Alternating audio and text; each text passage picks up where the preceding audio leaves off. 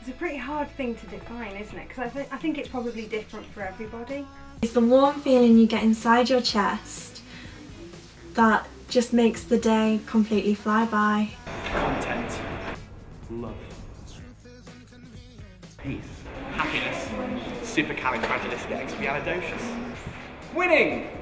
Just a feeling of sort of everything's all right in the world.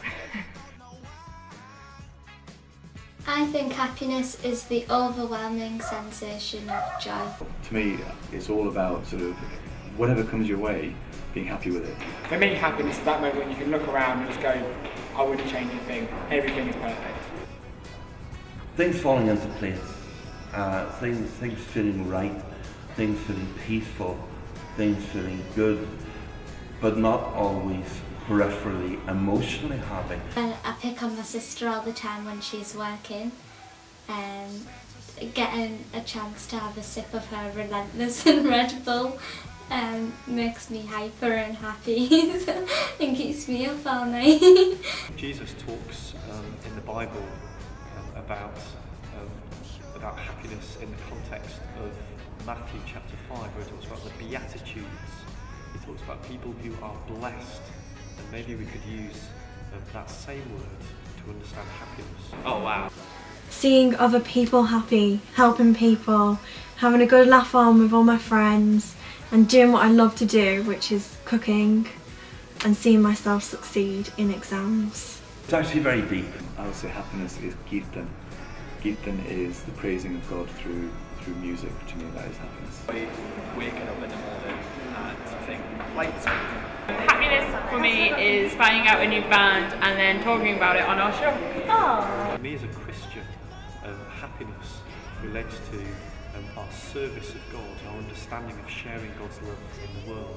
So it's got to be on a night out, someone you haven't seen for ages, and you're catching up with them. It's just nice to just reminisce the past, and I just really enjoy spending time with people and socialising.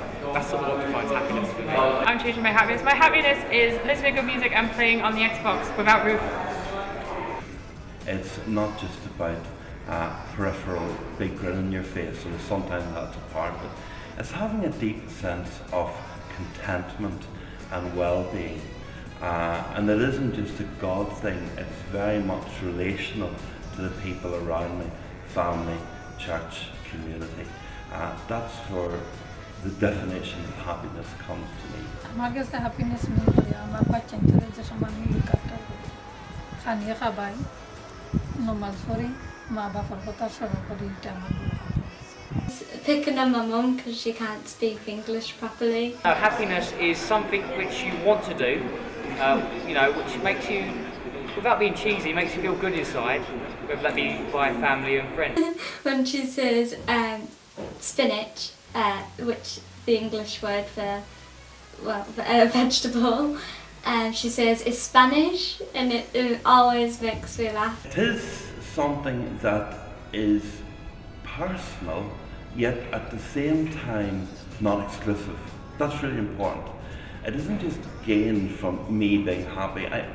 I'm not being prissy about this, but I cannot be happy if I see somebody close to me or somebody that becomes close to me through media and the global village being unhappy.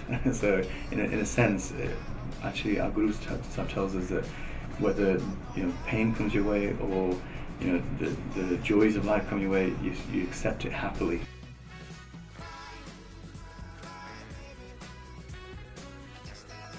People are happy because deep down, God really is there. God actually does exist. And I think, truthfully, God is in every single person, every single being. The soul actually is the essence of God as far as Sikhs are concerned. I think in the early church there were people who were called the church fathers who wrote a lot about what it means to follow God and to trust in God in the early centuries of the church. And I think they would have said that there was a particular father called Irenaeus, and Irenaeus said that the glory of God is a human being made fully alive. To me, happiness and faith are actually interrelated. I don't honestly think being your average 55-year-old grumpy that happiness is anything whatsoever to do with being jolly all day long and like the proverbial Cheshire cat having a grin on your face.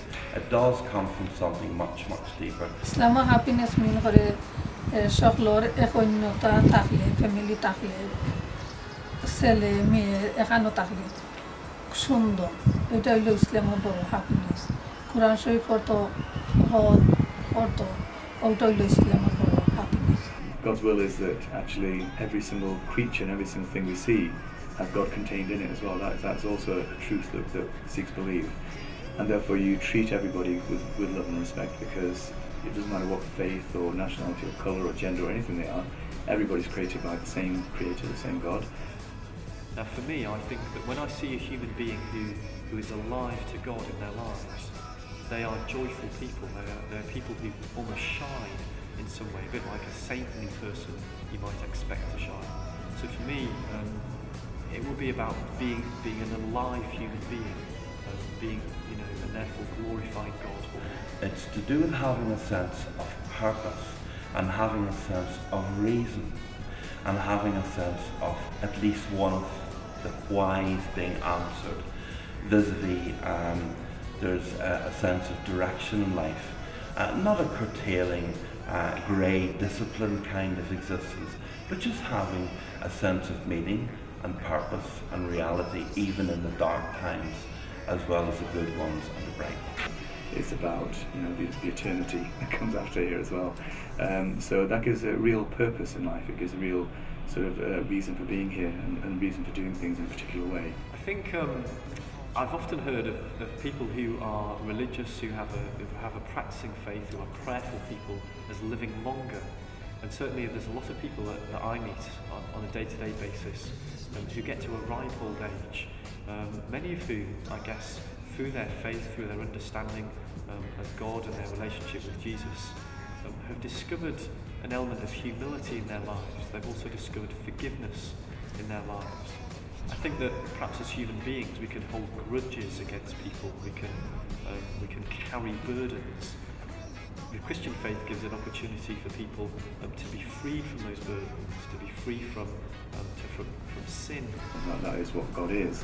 And so because God is in every single one of us, deep down we know what's right and wrong. We know what the purpose of life is deep down. Unfortunately, the way that the world works, you kind of get distracted by all the stuff that you see. And so I think religious people recognise that actually there's more of a purpose to life than just collecting things or sort of getting rich or whatever it is. There's far more to life than that. We're only here for a very short amount of time. And I think the key really for religious people is that they know there's a longer term goal. It's not just what you collect in the 50 or 60 years or 20, 30 years that you're here.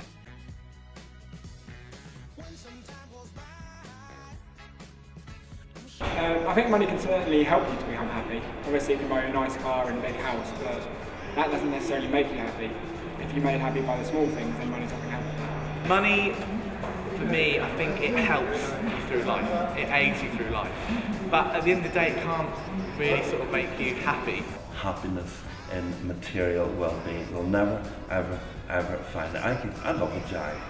I love a box of cigars, and I love 2 or 3 really nice whiskies I can think of.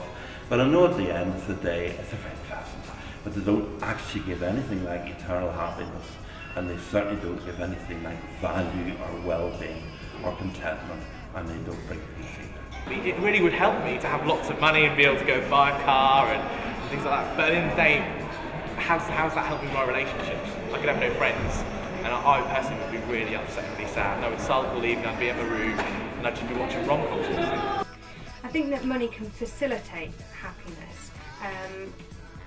In terms of a lot of arguments are about money.